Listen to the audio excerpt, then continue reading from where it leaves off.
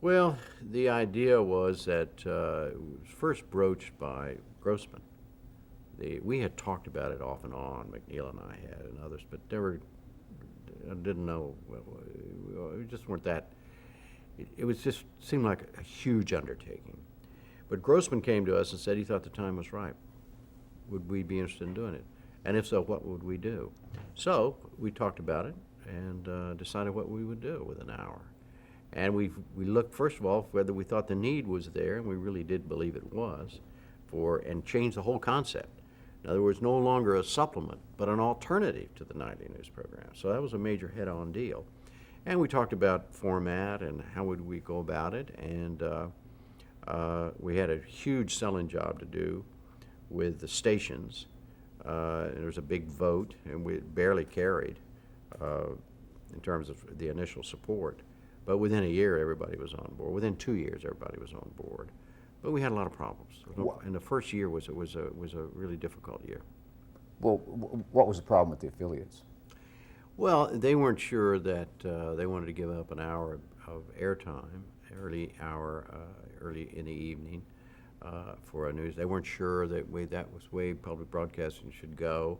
I mean, everybody had different reasons, and but the bulk of the majority of the stations did support us, and at least to get us on.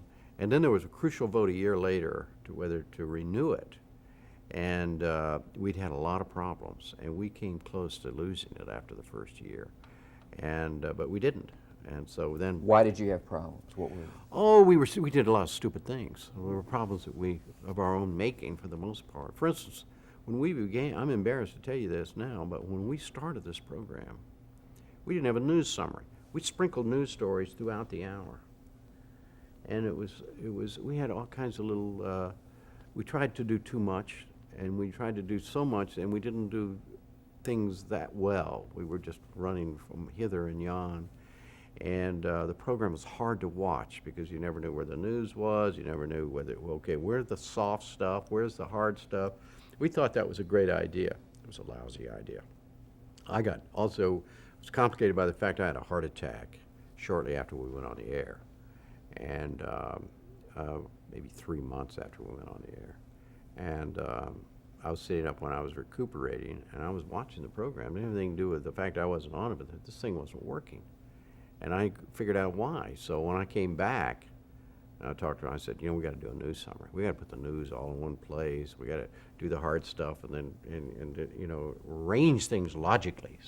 Because the stupid thing we did, it's really embarrassing, is that we produced a 1 hour program with the idea that people were going to sit down and watch every second of it. If you happen to come in the middle, or you wanted to work your hour around, well, I can't watch the whole hour.